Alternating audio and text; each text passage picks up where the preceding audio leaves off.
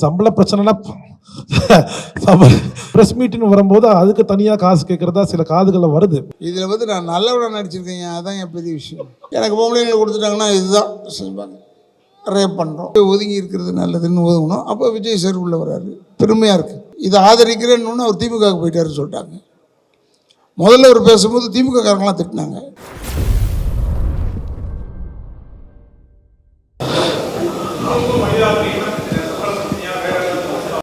சம்பள பிரச்சனைனா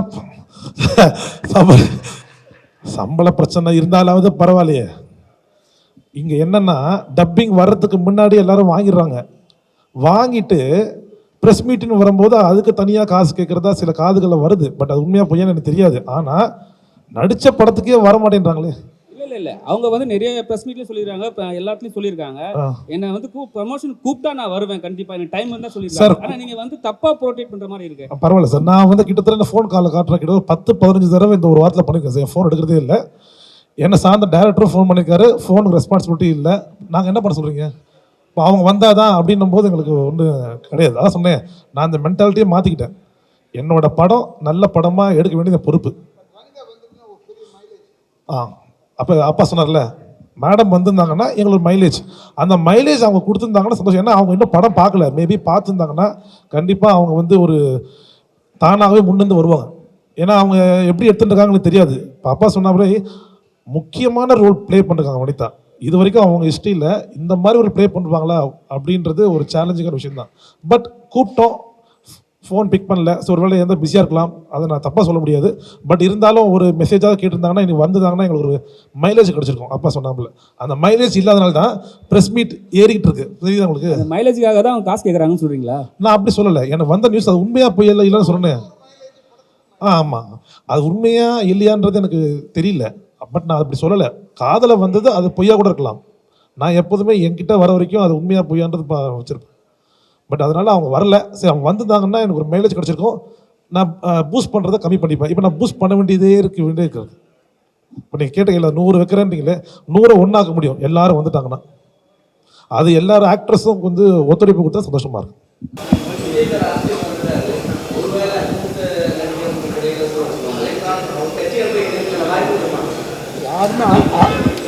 அழைத்தால் போய் சேருவேன், அவ்வளோதானே சார். அப்புறம் வந்து நீங்கள் ரொம்ப நாளாக ஒரு வருத்தப்பட்டிருந்தீங்க, நீங்கள் ஜோடியே கொடுக்க மாட்டுறாங்க படத்துலன்ட்டு. இந்த படத்தில் உங்களுக்கு ஒரு ஜோடி வேறு கொடுத்துருக்காங்க. எப்படிங்க? ரொம்ப நாள் நீங்கள் வருத்தப்பட்டிருந்தீங்க ஜோடி எனக்கு கொடுக்க தரலன்ட்டு. இதில் வந்து நான் நல்லவனாக நடிச்சிருக்கேன், அதான் என் பெரிய விஷயம். நான் ரொம்ப நல்லவன். இது வரைக்கும் ஒரு ஜோடியோட போய் பாட்டு பாடினதோ கொண்டதோ இதெல்லாம் இல்லை. இதில் எல்லாம் வச்சுருக்காப்புல. இவ்வளோ நாள் வில்லனை பண்ணீங்களே, இப்போ நீங்கள் கதாநாயகன் பண்ணியிருக்கீங்களேன்னு யாரும் கேட்க முடியாது. ஏன்னா இவர் செஞ்ச தப்பு, சாமிநாதன் செஞ்ச தப்பு. சும்மா எப்போ பார்த்தாலும் கதாநாயகன் நான் சொன்னேன் இப்போ கூட, ஐயோ கதாநாயகன் one of the main characters, அவ்வளோதான். நல்லா இருக்குது படம். அதில் வனிதா விஜயகுமார் பிரமாதமாக செஞ்சுருக்காங்க. பட் இருந்தாலும் நீங்கள் சொல்கிறதுல வந்து ஒரு பெரிய சமாச்சாரம் இருக்குது. எப்படின்னா எனக்கு பொம்பளைங்களை கொடுத்துட்டாங்கன்னா இதுதான் செய்வாங்க, ரேப் பண்ணுறோம். நல்ல கண்ணிலே பார்க்க முடியாது. நான் கெட்ட கண்ணில் தான் எவ்வளோ நாள் பார்த்துட்டு இருந்தோம். இப்போ கொஞ்சம் நல்ல கண்ணில் பார்க்க ஆரம்பிச்சிட்டோம். 50 வருஷம் சினிமாவில் கற்றது என்ன பெற்றது என்ன, 40 ஆண்டுகள் அரசியலில் கற்றது என்ன பெற்றது என்ன. 40 ஆண்டு கால அரசியலில் கற்றது நல்ல பொது அறிவு, பெற்றது கெட்ட பேர். இது 50 ஆண்டு கால சினிமா உலகத்தில் பெற்றதும் கற்றதும் எல்லாமே அதே தான். பெற்றது, நான் வந்து 1000 ரூபாயில் ஆரம்பித்தேன். 1974 கன்னட படம் நடித்தேன். அப்போ வந்து எனக்கு 1000 ரூபா சம்பளம். 1000 ரூபாயிலேருந்து இப்போ எவ்வளோ தூரம் வளர்ந்துருக்கேன்றதை நானே பார்த்து ஆச்சரியப்படுறேன், பிரமிக்கிறேன். இது ஒரு இவ்வளோ நாள் இருந்திருப்போமான்றது நீங்கள் சொன்ன மாதிரி அது டவுட்டு எனக்கு. பட் இருந்தாலும் இப்போ வந்து எனக்கு இதுதான் லைஃப் ஆகிடுச்சு. கற்றது வந்து இங்கேயும் பின்னாடி குத்துறது இருக்குது. சினிமாவில் நிறைய இருக்குது. அதெல்லாம் மீறி தாண்டி வரணும். இல்லாததை அப்படி பொல்லாததை சொல்கிறது அதெல்லாம் வந்து சினிமாவில் உண்டு. கொஞ்சம் அதெல்லாம் கற்றுக்கணும். கற்றுக்கிட்டா then we will be quite. நான் கொஞ்சம் பிக் மவுத். நான் எப்போ பெருசாக பட்டுன்னு அடிச்சிருவேன்.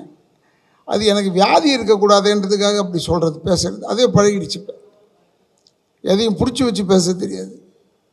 இப்போ நான் வந்து வீட்டுக்கு போகிறேன்னு சொன்னால், இவருக்கு ஒரு வேலை இல்லைடா போல இருக்குது, வீட்டுக்கு போகிறாருன்னு சொல்லுவாங்க. நாங்கள் என்ன செய்வோம், ஸ்டுடியோக்கு போகிறோங்க அப்படின்னா, ஏதோ ஷூட்டிங் இருக்குது போல இருக்குன்னு நினைப்பாங்க. ஷூட்டிங்கே இருக்காது. அதனால் இதெல்லாம் கட்டுறது. ஏன்னா cinema is a good world, very good world. Sir, நீங்கள் பல ஆண்டு காலம் அரசியலில் இருக்கீங்க, சினிமாவிலையும் இருக்கீங்க. இப்போ வந்து இவர் வந்து ப்ரொடியூசர் வந்து மியூசிக் டைரக்டர், இப்போ வந்து ப்ரொடியூசராக மாறிட்டார். நிறைய பேர் வந்து ஹீரோவாக வந்து ப்ரொடியூசர் ஆகிறாங்க, ப்ரொடியூசராக வந்து ஹீரோவாக வராங்க. அது இப்போ எப்படி பார்க்குறீங்க? அதே மாதிரி வந்து விஜய் சாரும் வந்து சினிமாவிலேருந்து அரசியல் போயிட்டார். நீங்கள் அரசியலில் பல காலமாக இருந்திருக்கீங்க. அதை பற்றி உங்களோட ஒரு 2 சில வார்த்தை. நாங்கள் அரசியலேருந்து வெளியே வரும்போது அவர் உள்ளே வர்றாரு. அது நான் நினச்சது உண்டு. விஜய் சாருக்கு ஏஜ் இருக்குது இல்லை, அதனால் எனக்கு வந்து அரசியலில் வந்து 40 ஆண்டு கால சர்வீஸ் இருக்குது. அப்போ எனக்கு தெரிஞ்சு போச்சு, இதில் இருக்கிற குட்ஸ் அண்ட் பேட்ஸ் எல்லாம் தெரிஞ்சு போச்சு. அப்படின்னு நினச்சிக்கிட்டு வேணாம், எதுக்கு எல்லாரையுமே நம்மளும் ஒழுங்காக இருக்க மாட்டோம். நானும் நல்லவன் கிடையாது. அதனால் நம்ம பெஸ்ட்டுவே ஒதுங்கி இருக்கிறது நல்லதுன்னு ஒதுங்கணும். அப்போ விஜய் சார் உள்ளே வர்றாரு, பெருமையாக இருக்குது. விஜய் சார்லாம் வரும்போது பெருமையாக இருக்குது. அவருக்கு அந்த இன்ட்ரெஸ்ட் வந்து வராரு. ஏன்னா பாலிட்டிக்ஸுன்றது, உண்மையான மீனிங்காக பாலிட்டிக்ஸ்ன்றது டிஃப்ரெண்ட். அவங்க எல்லாம் என்னென்ன பொதுநலம் என்ன அதை கற்றுக்கலாம். அது நான் வந்து உண்மையில் இப்போ பொதுநலம்ன்றதை கற்றுக்கிட்டேன். குப்பை போடக்கூடாது, சும்மா பேச சொல்கிறேன்.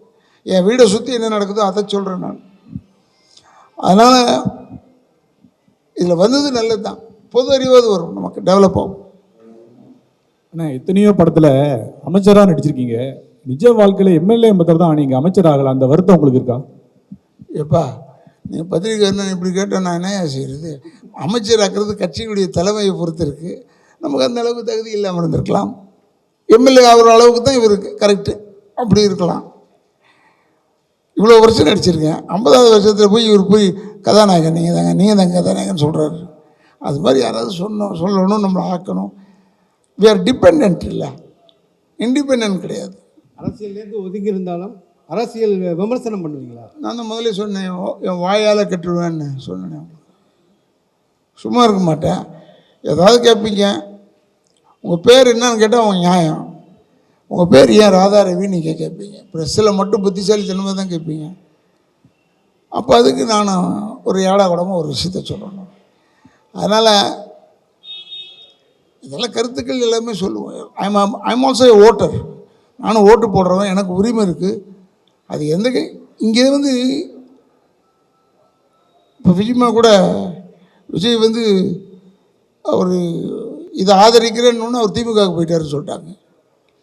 முதல்ல அவர் பேசும்போது திமுககாரங்களாம் திட்டினாங்க, இப்போ பாராட்டுறாங்க. அதல்ல. அதனால் இதில் வந்து கருத்துக்கள் சொல்லிக்கிட்டே தான் இருப்போம். டெஃபினட்டாக வாங்கி கட்டிக்கிட்டே இருப்போம். அதில் ஒன்று சார், தொடர்ந்து நடிகர் சங்கம் கட்டுறேன்னு சொல்லிட்டு எல்லாருமே அமௌண்ட் கொடுத்துக்கிட்டே இருக்கேன். நான் 1 கோடி நீ 1 கோடின்றாங்க. ஆனால் கடைசி வரையும் அதை எழும்பவே இல்லை. லாஸ்ட்டாக வந்து ரஜினி வந்து நான் பார்க்குறேன் அந்த பில்டிங்கை அப்படின்னு சொல்லியிருக்காரு. வெறும் கம்பி துருபிடிச்சி தான் இருக்குது. ஏன்னா நீங்கள் அந்த பொறுப்பெல்லாம் இருந்திருக்கீங்க, இன்னமும் அப்படியே இப்போ இல்லையே. நானே இல்லை, அந்த இடத்துல இருந்தீங்கல்ல, நடிகர் சங்கத்தில் நீங்களும் ஒரு இருந்திருக்கேன். அம்மா, அதுக்கு என்ன செய்ய முடியும்? இப்போ இல்லையே. இன்னொரு அட்மினிஸ்ட்ரேஷன் நடக்குதா? அது எனக்கு தெரியல, எனக்கு தெரியாது. எனக்கு அந்த பக்கமே நான் போகிறதில்ல. I don't know what they are டூயிங்கிறது எனக்கு தெரியல. பட் பூஜை முருகன், கார்த்திக் இவங்கெல்லாம் இருந்து ஏதாவது ஹெல்ப் பண்ணுறாங்கன்னு நினைக்கிறேன். டெஃபினட்டாக it will come out well. அது ரஜினி சாரை போய் பார்த்துருக்காங்கன்னு போட்டிருந்தாங்க. அப்போ அவர் நான் வந்து பார்க்குறேன்னு சொன்னாங்க. நான் இருக்கும்போது ஒரு வாட்டி இப்படி தான் தேவர் ஃபிலிம்ஸ் அந்த படம், பாட்டுக்கு ஒரு தலைவன், அதில் இருக்கார் அவர் ஹீரோ. டபுள் ஆக்ஷன் பண்ணுவார். சுகா சினிமாலாம் இருக்கும். இல்லை தேவர் ஃபிலிம்ஸ் ஆஃபீஸ் இருக்குல்ல, அதுக்கு பின்னாடி தானே தியாகராஜன் சார் வீடு. அந்த வீட்டில் ஷூட்டிங் நடந்துகிட்டு இருந்தது. ரஜினி சார் நடிச்சிட்டு இருந்தார். போய் நான் என் காரில் கூப்பிட்டு போனேன் நடிகர் சங்கத்தை பார்க்குறதுக்கு. அவர் சுற்றி பார்த்தார். கரெக்டு, அப்படியே தான் இருக்குது. இன்னமும் சார் அப்படியே தான் இருந்தது நடிகர் சங்கம். அதுக்கப்புறம் தான் சரத்குமார் வந்தார், அவர் இடித்தார். நாங்கள்லாம் இடித்து பிளான் பண்ணி பெருசாக கட்டலான் போது இந்த பத்திரத்தை அடகு வச்சுட்டாங்கன்னு அவங்க சொன்னாங்க. எதையோ ஒன்று சொல்லி தானே ஜெயிக்கணும். இப்போ திமுக ஜெயிச்சதுக்கு எல்லோரும் சொல்கிறாங்க, நிறைய அவங்க சொன்னதெல்லாம் நடத்தவே இல்லை சார், ஆனால் ஜெயிச்சிட்டாங்க. அது ஜெயிக்கிறது தானே சொல்கிறது. நம்புறது நம்பாது நம்ம கையில் இருக்குது. இதைத்தான் அங்கே செஞ்சோம். சரத்குமார் நல்லா நடத்தினார், பாவம் அவருக்கு கெட்ட பேர் அதில். பட் ஏனியாவும் அதில் சொல்லும் போது ராதாரவிக்கு அதிகமான வாயி, ராதாரவி எல்லாரும் திட்டுறார், அதனால தான் ஒரு வாட்ஸ்அப்பில் ஒருத்தர் பேசியிருக்கார். அதை பற்றி கவலையே பண்ணல. அவங்களுக்கு என்ன செய்தி போகணுமே, அன்றைக்கி அந்த வாட்ஸ்அப் வேலையாகணும்னா யாரையாவது பற்றி சொல்லணும், எட்டிங் போடுவாங்க. அதனால் தே டூ இட். நடிகர் சங்க கட்டிடத்துக்கு உங்கள் நண்பர் விஜயகாந்த் சார் பேர் வைக்கணும்னு நிறைய கோரிக்கை இருக்குது. ஆனால் இப்போ உள்ள நிர்வாகம் என்ன சொல்கிறாங்கன்னா உறுதி கொடுக்க மாட்டேங்காங்க, பொதுக்குழுவில் தான் பேசணும் அப்படிங்காங்க. உங்களுக்கு அந்த கருத்தில் உடன்பாடு இருக்கா, கட்டடத்துக்கு விஜயகாந்த் சார் பேர் வைக்கணும்னு? எனக்கு விஜயமா வந்து பேர் வச்சாலும் எனக்கு கவலை இல்லை, தப்பு இல்லை. அவர் அதுக்கு முன்னாடியே தலைவர் வந்து செயலாளர் வந்து நடிகர் சங்க செயலாளர் விஷால் வந்து அப்போவே சொல்லியிருக்காரு, ஏதோ வெவ்வேறு தளபதி பேர் வைப்போம், கலைஞர் பேர் வைப்போம், இப்போ விஜயகாந்த் பேர் வைப்போம், 3வது பேராக இருக்குது. இன்னும் ஒரு 2 பேர் இருக்கட்டுமே, டைம் ஆகட்டும்.